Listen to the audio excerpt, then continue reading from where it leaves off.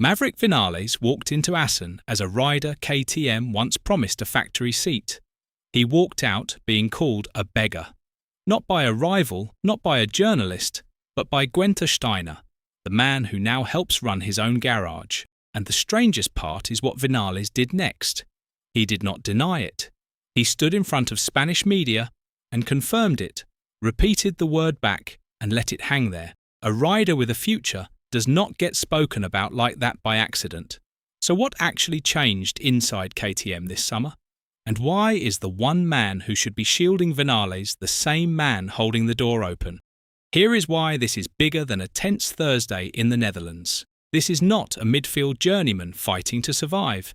This is a former race winner KTM actively chased, the rider they lined up as a factory promotion, the signing they sold as proof their project had finally arrived. When a factory builds its pitch around a rider, it does not quietly drop him months later without a reason, unless the reason is one it would rather not say out loud. That seat was supposed to be his. Then a shoulder gave way, and the company that had courted him so publicly went quiet. Now the option on his deal is ticking toward expiry. The seats around him are quietly filling, and the only message coming out of his own camp is an insult. When a manufacturer turns on a rider it once pursued, the fight is never really about a bike.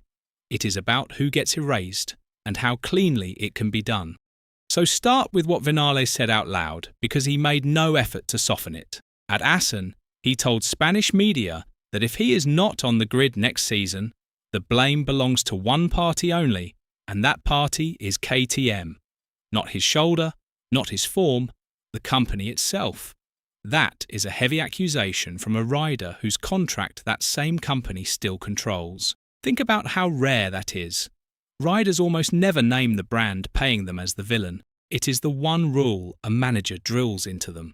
Vinales did it on the record, in front of cameras, knowing every word could cost him the seat he was still fighting to keep. And here is the mechanism most fans skip past.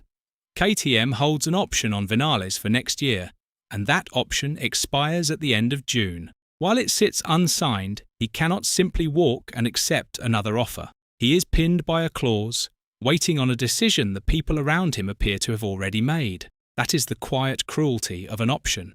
KTM does not have to ride him, promote him, or even want him. They only have to refuse to sign, and he stays frozen, unable to chase the seat still open elsewhere, while the calendar eats his choices. The backdrop only makes it worse. He has scored 10 points all season, riding a shoulder that has betrayed him since he wrecked it at the German Grand Prix in 2025, and came back too early against medical advice, because sitting out scared him more than racing in pain. That is the picture KTM is looking at, and it is about to get colder. Because what Vinales revealed at Assen was not really anger.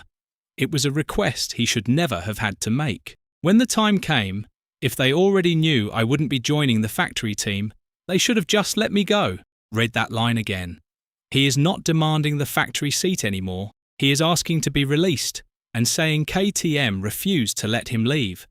That is not a rider negotiating. That is a rider who already knows he has lost, fighting only for the right to walk out the door.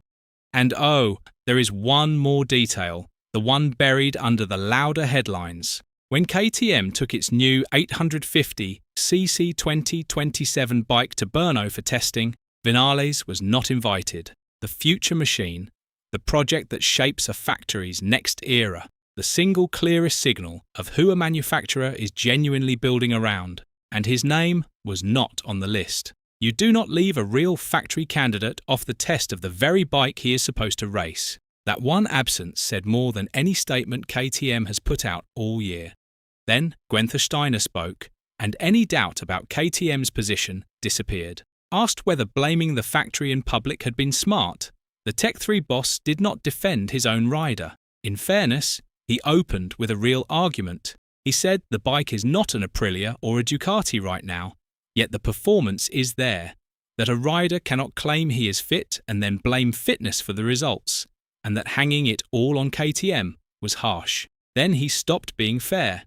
He said the comments would not help Vinales at all, and reached for the line that closed the door. If you're a beggar, you cannot be a chooser.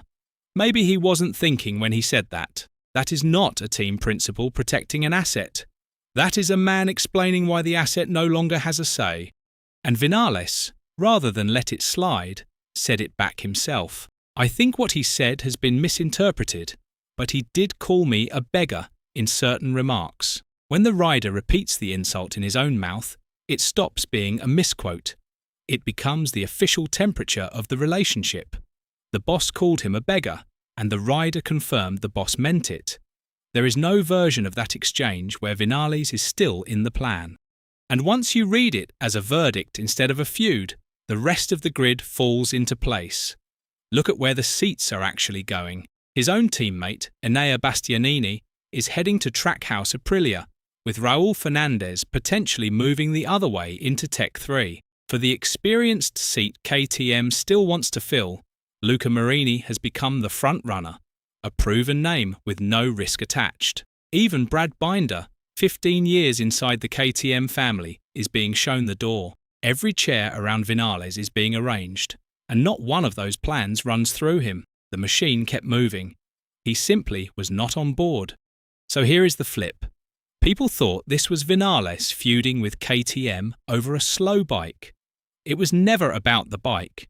It was about a company that had already decided, quietly managing a rider out while his own contract option counted down to nothing. Every piece fits that single reading: the blocked exit, the missing test invite, the boss who insults instead of shields, the seats filling everywhere else. This was not a negotiation that went sour. It was a decision being delivered in public, one humiliation at a time, to a man nobody had the nerve to tell directly. So strip the noise away, and the verdict is hard to watch. Maverick Vinales spent this summer believing he was still negotiating. He was not. He was being processed out. A rider with no test invite, an option bleeding toward expiry, a shoulder that failed him, and seats closing on every side has no leverage. And Steiner knew it the moment he chose that word. The insult did not start the decision. It only made it audible. The colder truth is that KTM never had to push hard at all. They only had to wait, stay quiet, and let the claws run down while everyone else got placed. That is how a former race winner, a man once sold as the face of a factory project, disappears from the grid without a single announcement confirming it. Not with a sacking, with silence, a ticking option, and one word said out loud. Vinales is not fighting for a factory seat anymore. He is fighting not to vanish.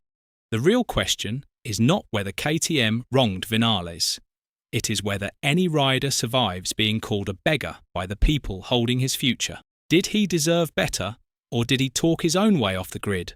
Let us know in the comments below. And once you do that, make sure to click on the video appearing on your screen right now.